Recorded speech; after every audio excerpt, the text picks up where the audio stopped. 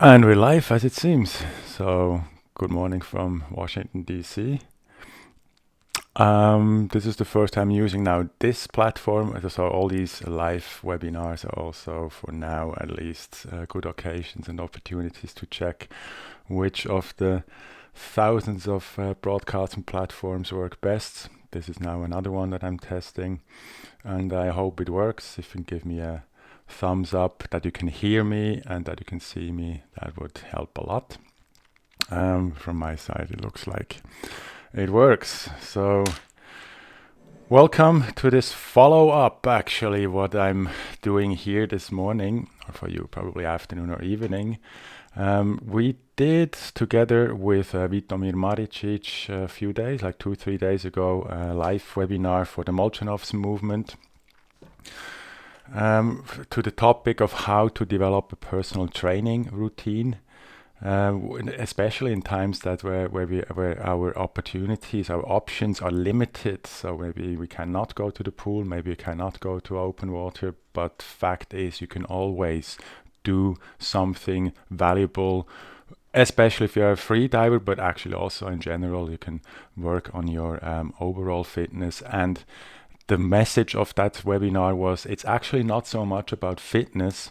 The majority of the work you can do has to do with relaxation and breathing technique that you can learn to let go immediately or on demand, and so on. Basically, it means recreational free diving, so everything that we teach to 40 meters and something like around in that area can be reached with great technique and a mind that is ready to do that. And it has very little to do with fitness and raising your fitness level and becoming a fitter person. And that's the topic of today. Is going very smoothly into that. Thank you, Tapu. Apparently, you can also see the comments that are coming in here. That's quite cool.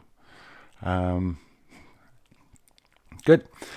So this topic, the full breath cycles, came up in that connection, basically more or less on the side, and then tons of questions came in, like what is it? Why do we need these full breath cycles, and what are they good for? Okay, let me start there. What they're, in my opinion, they're not meant to be, and it's not a training form where you improve any sort of performance. You can use full breath cycles to do CO2 tables and all that freediver stuff. But that's not what they're meant for. They're meant for your basic ability to slow down physically and mentally. That's the main purpose of these full breath cycles.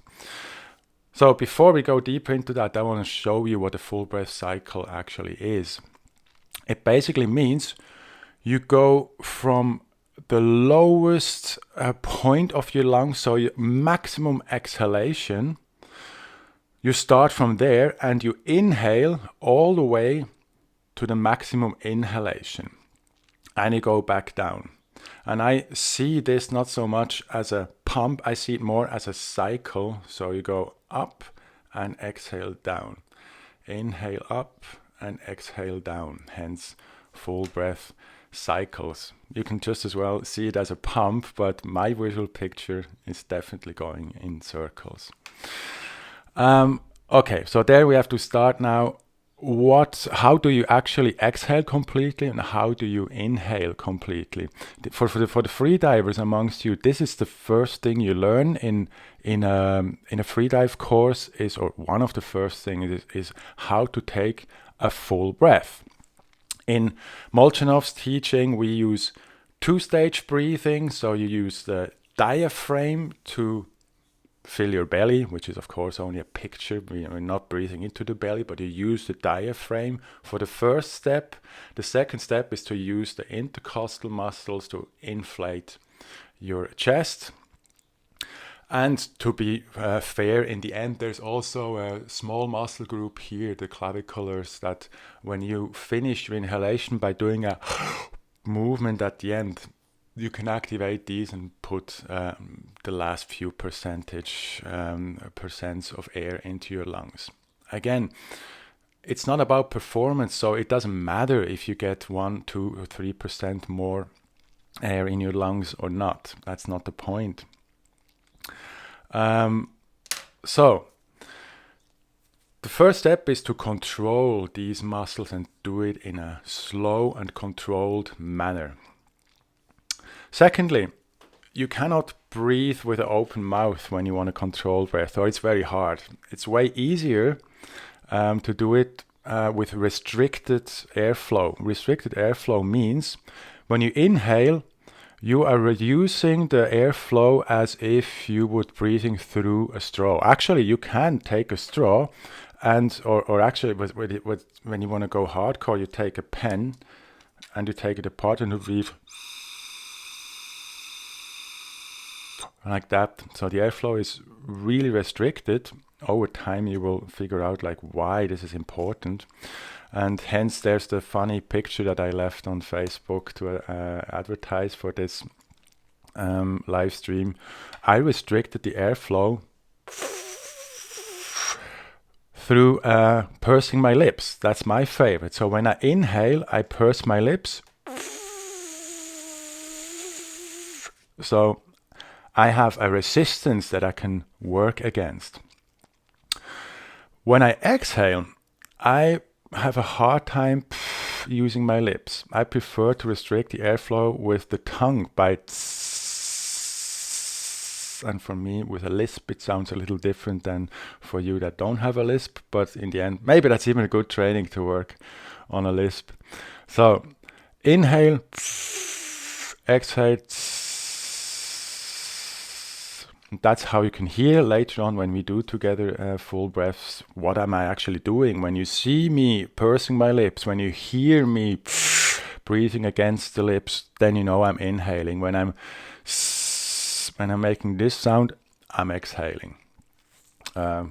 Thanks, Mike. Yeah, my dead cat is became a good friend of the family the last few days. Cool. I'm not sure actually if you can see the comments that come in. Doesn't matter, never mind.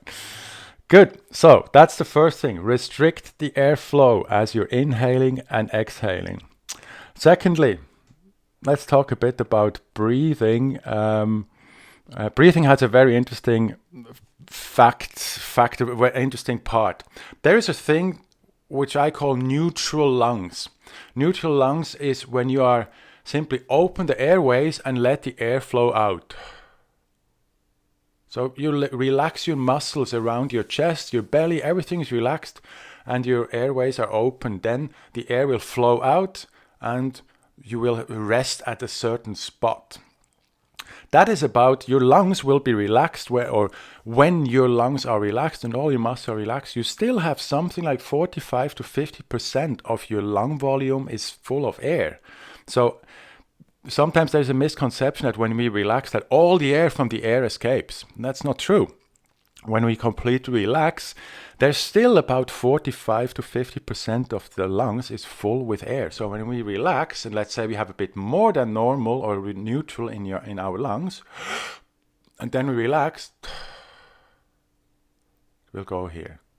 Okay, neutral lung capacity, or as freedivers know it, that's the functional residual capacity. Terminology not important. Important is that you learn there is a place where you can be completely relaxed and there's still a lot of air in your lungs. Why is this important? If you want to inhale from this point, you have to actively inhale. You need muscle activity to inhale. And then you can simply let go and the air flows out. In other words, from the neutral point, inhalation is active, muscle activity is needed, and exhalation is passive. You can simply let go. Okay? From that neutral point, you can also actively exhale. And when you let go, the air flows in passively, no muscle activity needed. So you can play with that. You can play around this neutral level, the functional residual capacity for you freedivers, by forcefully, actively exhaling and relax. The air flows in. Actively inhaling and relax. The air flows out. So, the functional residual capacity, this neutral level, is somewhere halfway between full exhalation and full inhalation. So when we want to play and work with when we want to play with our full breath cycles, we have to sort of feel or know over time, where are we? Because from here, I need to actively inhale until I reach my full lung capacity or total lung capacity. And from then on, I can simply, completely relax. And that's the point of the exercise. I can completely relax. I don't need any other muscle activity to let the air slowly flow out, pardon me, than reducing the airflow. So once I'm here, all I need to do is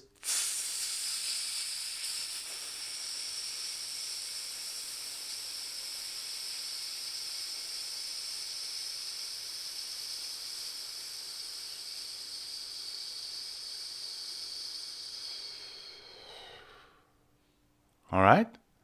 So no muscle activity until I reach the neutral level of my lungs. That's the point of the exercise. When do I need to use which muscles and when can I completely relax? And when I'm in a phase where I can relax, I should and must relax. And that's how you extend then the time that you can invest in a cycle. So to start with, the cycles will not be very long. We will do the first exercise in 30 seconds. And then you try, or over time, you will extend the time to go from full exhalation to full inhalation, and do that at least 5 times in a row. 10 is maybe better, but 5 is, I would say, the minimum.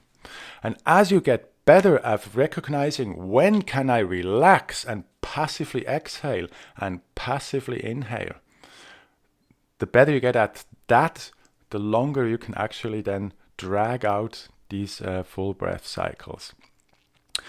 And that's the way how you achieve this feeling of being in complete relaxation while still breathing. You never stop breathing. There's no breath holds in the full breath cycle. So that tells us 2 things. You will never get on high CO2, or you should not get high on CO2. That means you are so relaxed that your body and your mind is not producing much CO2. So you can do that actually as long as you want. So 5 cycles, 10 cycles, 20, it shouldn't make a difference. And the same is true for you should not get hypoxic. There's definitely enough oxygen coming in a certain amount of time that you should never get hypoxic. So you should not have any symptoms of that. So it's not hypoxic training, it's not high CO2 training, it's relaxation training. Okay. Let's see if we can do a demonstration. If you like, you're very much invited. You should see now that way. You should see a stopwatch there. I actually prefer to simply put my phone next to me on a stopwatch. I don't like that much using the timers, because after one cycle you also have to restart the timer every time. So if you have a timer that is restarting after 30 seconds or 45 seconds, whatever you set your time to for one cycle, so if it does that time and then gives you a acoustic signal and restarts right away, that would be the perfect tool to time yourself. As long as you're using like easy to calculate numbers like 30 seconds or 45, then a stopwatch is enough. You'll see what I mean. Okay, we will do 2 cycles on 30 seconds. So that's quite fast, and when you look at the other videos that we posted in Molchanovs, that's actually in the hyperventilation region, so that's not yet really relaxing 30 seconds, but for demonstration purposes, probably good enough. All right.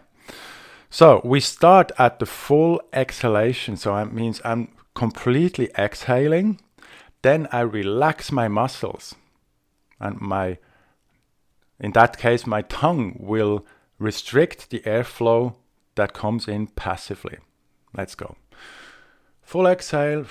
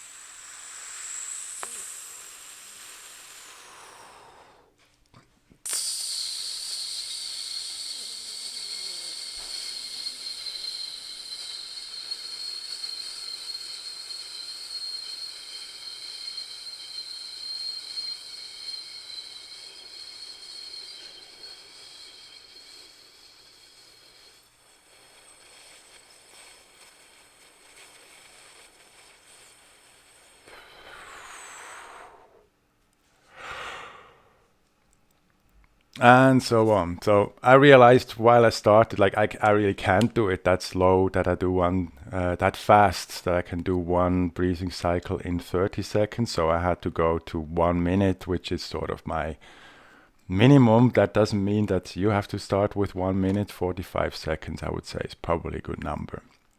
But you've seen how it works. I also mix it up again, like with which muscles am I restricting my airflow? That's completely up to you if you use your tongue or your lips. Important is that you realize when do you have to be active and when do you have to be, or where can you be or should be passive to completely relax and just restrict the airflow. Okay, start with a time that you can do 5 cycles minimum in a row. 10 is better. And the next day you can do then raise that time. The goal is to extend that time to, well, I don't know how far it can go. I went up to plus 2 minutes when I was working with these cycles regularly. Maybe 2 minutes 15 was possible. I don't remember the times, but you will see that it gets easier as you progress, not harder. That's the whole point. What else? That's probably, in which position, where should you do that exercise? So that's an exercise that is probably better done on your back in complete relaxation, or maybe sitting upright on a block or something, or on a chair like I'm doing it now. But I would say it's easier when you are flat on your back, on your bed, on your yoga mat, wherever. I think the more relaxed you are, the easier the exercise is. However, when you're on your back, you also breathe a bit against the resistance of your own body weight. That's all things that you will start to notice when you are doing these exercises regularly. When you are lying on your back, you actually have to use muscle strength to lift your chest a little bit off the bed to fully inhale. The breathing doesn't only work to the front, it also works a bit to the back. So these are tiny, minute details which are in the beginning maybe not very important, but super interesting to discover as you progress and become more sensitive to your own body and also your own mind. Your mind will maybe then also start to try tricks on you. Same like when you do breath hold training. Your mind has a tendency to get bored out. Well, that's part of the challenge, that you find enjoyment in such exercises. They are long, they're very relaxing, and ideally you find the enjoyment in it if you feel it like a performance that you focus and power and push through. You are mentally in the wrong place, in the wrong mindset. So find the enjoyment in it, as you should in everything: breath work, breath hold, freediving in general, and in life in general. Okay, so that was the basic introduction to the breath hold cycle, or the full breath cycles. If you have any questions, you can post them here, and you can always send a message also through a private message. If you enjoy these videos that are coming now more and more often, in the description you can see where you can invite me to my next coffee, which is definitely now time for. Here it's 9:20 in the morning, so thanks for joining me here, and I'll see you soon again. Take care.